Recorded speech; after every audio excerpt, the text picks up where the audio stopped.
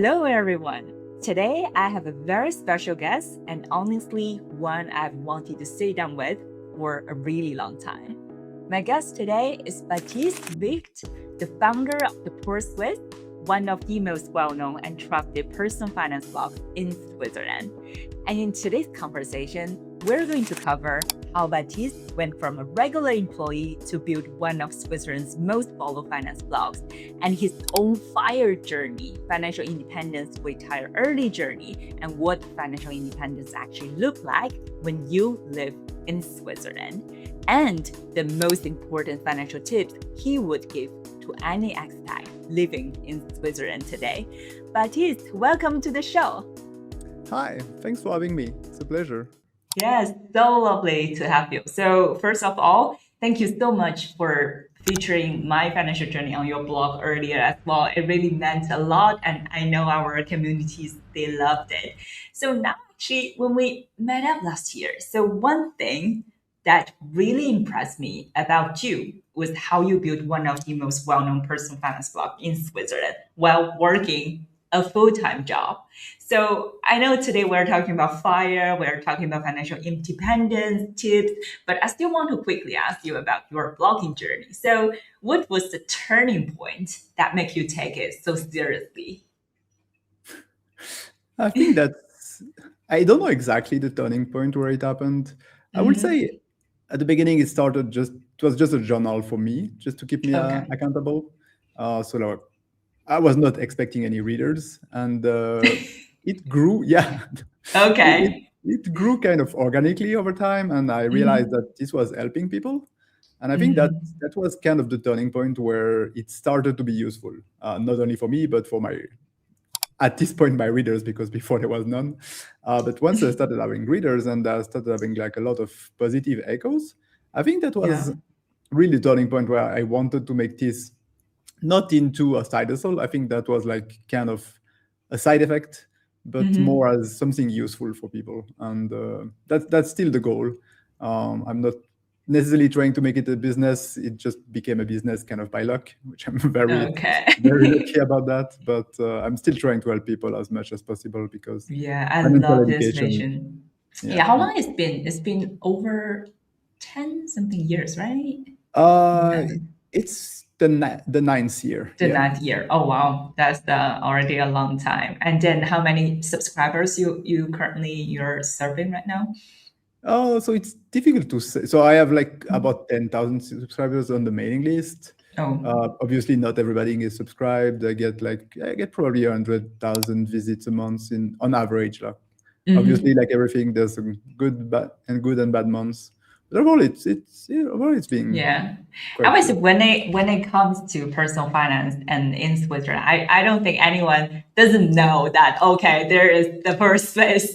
So actually, the name the Swiss, I would say in Switzerland is quite provocative, right? For a country like in Switzerland, which is known for wealth. So and people will say, oh, why are the rich Swiss? Why the poor Swiss? So I'm actually quite curious as well. So what is the story behind it? Yeah, so it kind of started as a play on words. So as you said, from the outside, everybody think every Swiss person is rich. Like that's kind of when you travel, for example, in Asia, right? Where are you from? You're from Switzerland. Okay, we should charge you more. That's exactly it. And that started from that, in the sense that the truth is that many Swiss people are not rich. Far from it. I mean, we are well off. We are lucky in this country. We cannot really complain. Most people are well off. Not everybody, of course. But the average is not that rich. I mean, prices are high. The average salary is good, but compared to like the prices in Switzerland, it's not that rich. So it started from there to try to say, okay, not everybody is rich, so we can still serve like some tips to save money in Switzerland, even though people think we are rich, and we can still try to get better at that. It's kind of a misnomer in the sense that I'm not poor. So some people say, but you're not poor, you're not the poor Swiss.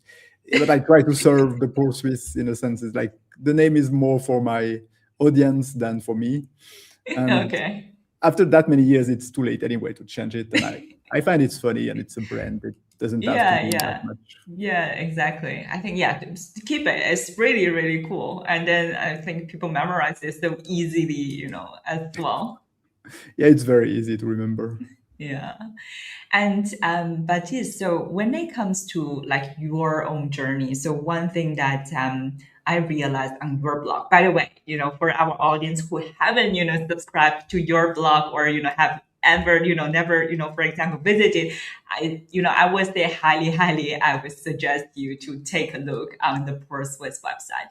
So one thing, Baptiste, I would say, on your blog, you are really, really transparent about your own journey. For example, if I remember correctly, I think every month or every quarter at least, you even publish, okay, how much I spend, how much I earn, how much I save, how much I invest, and how much I grow my own wealth, together with my family. So I wanted to ask you, from kind of like from an overview perspective, where are you currently on your own FIRE journey, financial independence, retire early journey? And are you see yourself already financially independent or you're still on the path? I mean, people define it differently as well, right? Yeah, that's a good question. Just let me answer like the transparency side of things. The main reason I do that is because I think we are very not transparent in Switzerland, especially with like income and money. We don't talk about it that much, which is funny for people. We think we are rich, but we don't talk about it. We don't really educate about it. That's why I want to be transparent. As for your question, I'm not financially independent. So currently Not yet. Okay. According to your definition. So I'm about 62%, something like that, I believe, as of last month. So I keep track of it every month. As you said, it's kind of public information. Every month I publish that on my blog.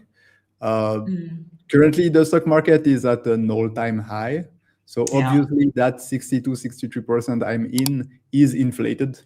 I don't really take that as a real number because it will fall down eventually. I mean, the next crisis or the next bear market is going to happen. Just want to clarify. So when you say 60 or 62%, that is that I have a goal. And then currently I already achieved 62% of that goal. For example, I want to achieve 3 million. And then now I'm okay. Got it. Yeah, exactly. So what we do is that we kind of try to estimate how much we will spend in retirement. Currently, it's a rough estimate of about 100,000 Swiss francs per year. That can change a lot. We just change houses. Like our son hasn't started school. Things like that will, of course, change. That's why it's a moving target. But currently, that's where it stands. And from that and our FIRE calculations, then we have a target. And from that target, we compute everything that's liquid. And then we leave a percentage. Obviously, it changes almost every day because the stock market changes every day. But the average is that we are still going up, which is what we want. And we should be FIRE in anywhere from 5 to 10 years, depending on the stock market. Okay, that's really, so it's still well, I would say, well on the path. And do you have any plan, for example, afterwards? Like, okay, I'll just like totally stop working, or I will probably do something else. Or would you mind sharing a bit more about that? Sure. So at some point, I'll definitely stop working. My goal is to stop working before 50. So currently, the plan is working. I kind of I'm lucky in the sense that I have the blog. So I don't plan to leave the blog because it's fun. It takes time. It's not, you don't see it as work. And that's kind of a conundrum in a sense because I will be FIRE, but I will still have some income. So I kind of plan to separate both sides and try to really be FIRE, even though I still have income on the side, which will kind of be separated finances, I guess. But yeah, I plan to keep the blog, stop my main job, do more of what I like. So I'll probably still do programming, which is my main job, but for me, not for somebody else. I'll do much more reading. That's something I kind of miss. Probably hiking and stuff. And depending at what time, I also plan to enjoy more time with my wife and child. will depend on how early I am, because obviously if my son is already in like secondary school, there will not be that much time, of course, during the week. Yeah, I totally get you. So when it comes to fire, especially fire in Switzerland, and people will say, "Oh, Switzerland is one of the most expensive countries in the world," and you just mentioned that as well. And when we search this kind of fire in Switzerland, financial independence, retire early in Switzerland, and I would say a lot of informations about this. I think for you, I guess for us as well. So it's about like in the US, right? Oh, we have a lot of forums in the United States. So, but here in Switzerland, we have really specific, I would say, challenges and just specifics. So how do you think about fire here, for example, differently compared to what we read about, for example, in the US or in the UK? Yeah, I think there are a few key differences. I mean, the main one is that if you want to retire in Switzerland, you will need to accumulate much more money. That's just like, that's mathematics, because you spend more each year, so you will have to accumulate more. So if I was to retire now, I could retire in several countries already, but that's not my plan. I really want to retire in this country. But if people want to retire in Switzerland, they have to be aware that they will need more money, obviously. That's also one of the reasons, even like standard retirees, like at 65, there are still some people leaving Switzerland because they can afford like a much better life in another country, like Portugal, for instance. So that's, I think, the main factor. And obviously the other ones are more small details, but if you retire early in Switzerland, you still have to pay like the first pillar, for instance. So you have to factor that in, because once you don't work, that will be based on your wealth. So you have to accumulate, that's kind of a tax. So you retire. It's actually quite high as well, right? It could go up to, if I remember correctly, it's like can go up to 20 or 25,000 a year, something like that. Yeah, based on your wealth, there's a lot, ceiling. but that will be like if you. I think the maximum is if you have like, if I remember correctly, if you have something like 8 million. So that's where you will reach the maximum. But like if you're going to retire in Switzerland, you will have at least 1 to 2 million, probably more. Yeah, exactly. So yeah, you will pay at least 5 to 10,000 to the first pillar, just because of the wealth. Yeah. And the same is like you will still not be able to access your second pillar. So that's also one of the specifics you have to take into account. So if you have a very large second pillar, you cannot withdraw it. So that means that some of the money is blocked until 65. You really have to have a good ratio of what's locked and what's not locked. Yeah. You need to know the system, but that's probably the same for every country. Other than that, I think the basics are the same, I would say. Yeah, for example, people still use the 4% rule. People still use the 25, rule, like this kind of thing. Generically, I would say are pretty much across the border, no matter if you live in the US or in the UK or in Switzerland, as long as you invest internationally, globally, right? Yeah. Okay. Okay. That's really, I would say in Switzerland, I would say the key point is like we need more money. And again, if we talk back about your story, your fire journey, Baptiste, so I want you to know, so what is if I ask you, the single biggest financial decision you made that had the most impact on your path to financial independence? So what would you say? I think it's investing, because there's no way you can reach financial independence without investing. So it's difficult to say whether it's a single decision, because it's kind of a requirement rather than decision. If you want to retire early, you have, of course you can retire on cash, but that will require so much longer. You need to accumulate so much more, because cash will not grow once you're retired. So you will need to withdraw much more. So I think really investing, but before that, obviously you need the money to invest. And I would say that focusing on savings rate for me was where I realized that my finances were not that great. And that's where I realized that I could do much better. And once I had this metric, tracking every month, that's really where I started making progress. Yeah, I will say, I would say I totally feel resonated, especially, when I talk to my students and clients, I would say building wealth is not that difficult or complicated. Maybe three steps. You make the money, right? You save the money, and you know how to invest money, and then you repeat. Just 3 steps. There's really nothing like, okay, he knows or she knows something else that I do not know. It's actually really straightforward. And since, Baptiste, since most of our audience, or I would say, on this channel are expats in Switzerland, right? So I know you are Swiss, right? You're the first Swiss. So, I mean, I also know that a lot of your audience, you started with English blogging, if I remember correctly, right? Yeah, Or, for some reason I started in English because I in started to English. learn Yeah. in English Okay. these terms. It was like more natural for me. But Okay. as a result, it's true that most of my early audience was expats. Our And expats. still to this Yeah. day. So so expats in Switzerland so well as well. So I wanted to ask you then. So if a new expat arrived in Switzerland tomorrow with no idea where to start financially, so what are the first 3 things you would tell them to do financially, of course? Read my blog. No, just joking. Yeah, I like it.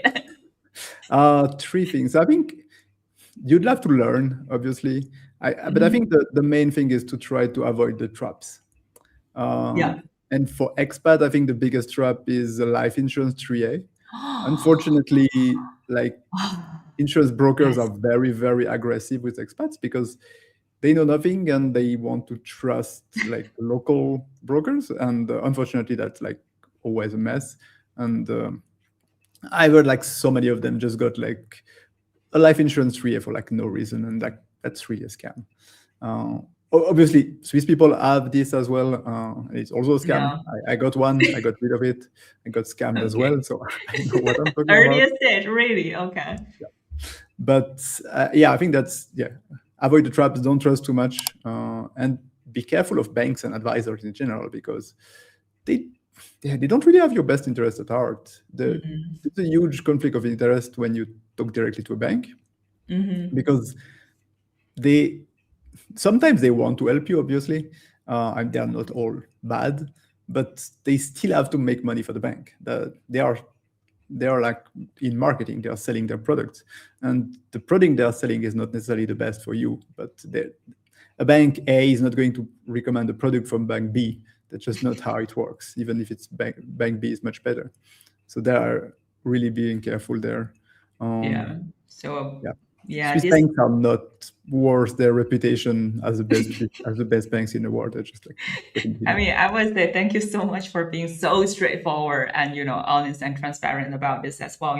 For example, I just wanted to maybe we can clarify a little bit just in case people don't know too much about the 3A. So basically, we can go to different platforms to open our 3A, right? So 3A is our third pillar, one of our pension system. So you can invest the money and you can save for the future. And you can go with a bank or an investment platform. You can also go with insurance company. And the insurance company, they tend to sell you that, okay, you pay once, but you get one insurance policy and a life insurance, and you get a Pillar 3A, this kind of pension. But the downside of that is it's super, I would say, not flexible, right? So you're basically tied to it for, if not your lifelong time is so long, and then when you live in Switzerland, you cannot get money out and easily, and also they charge super high fees. I mean, just wanted to clarify what you mean. And going back to that, I think the fees are the biggest issue rather than the lack of flexibility, because you can still like kill the contract. Obviously, there will be penalties. The fees and the lack of returns is really, because if the product was great, you will be fine to be locked because you get the premium out of being locked. You get a return, right? That's the contrary. You get like both cons, like you get locked into a bad thing. So that's really just a bad product. And also back to the topic of them, we really should try to avoid banks and so-called financial advisors. I mean, I was in banking industry, I know So, for example, when I was working for JP Morgan, I mean, every team, we have our key KPIs and mainly two KPIs. And one is net new money. That means how much money you bring into the bank. And the second one is mainly the revenue, right? For most teams, I would say across the banking industry, that means like how much you make for the bank instead of you make for for your client. So of course, when you have these two KPIs in your head, so what kind of product you would advise to your clients, right? So I would say I totally hear you, Baptiste. And anything else? I think that's really the most important, because learn about the system and try to avoid these traps. It's not that complicated. I think the system is not that much, because most countries have similar system. You just need to learn kind of a translation for like a 401k becomes a 3A, or no, 401k becomes a second pillar, and like a Roth IRA becomes a 3A, something like that. It's quite similar, although they call it differently, right, in the US or here. But the main idea is there. Exactly. And from what I've seen, like expats are actually more attuned to the details.